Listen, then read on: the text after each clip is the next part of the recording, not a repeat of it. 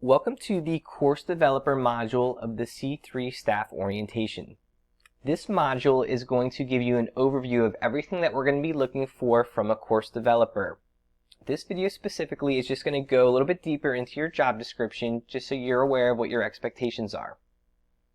Alright, so the main components that we're going to cover in this video really briefly are the content creation guidelines, how you're going to organize the courses, and how you're going to be expected to communicate with the course instructor if you're not playing both roles.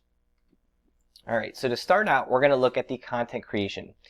As the course developer, you're going to create or curate all of the course content for the course. That means you're going to pull from your videos that you create, or you're going to find resources online that are going to be thrown directly into your courses.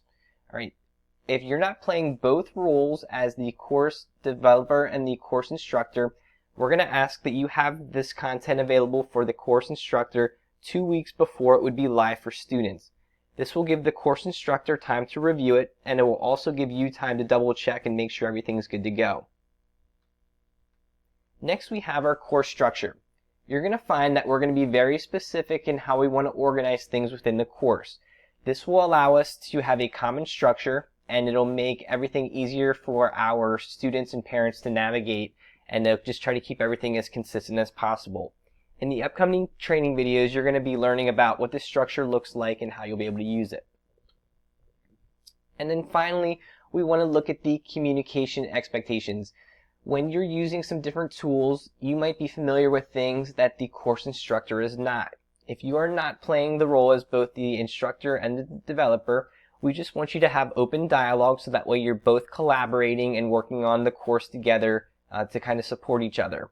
If you're used to using tools that are specific to you and you're trying to push another teacher to use it, just be sure to give them the support they need, and be aware that some tools may need you to create a co-teacher within that tool for both of you to be able to use it. And then finally, we want to just emphasize that we want you to utilize your resources. As the course developer, you already have a lot of content that you already use in your courses. We're going to ask that you really kind of standardize what the courses look like with us for this C3 program, but your content that you have is most likely very good and would definitely be usable in this sort of format. We also have a lot of tech resources that are available to you. We'll work with you to find resources as you need them. And then you're also going to have a lot of instructional technology support. Our role as instructional technology specialists will be to basically help you build the content and help you organize it and get the most out of your courses. Thank you for signing up to be a part of this program. This is brand new, and we believe that this is going to help open the door for future educational opportunities within our C3 program and other opportunities for students as well.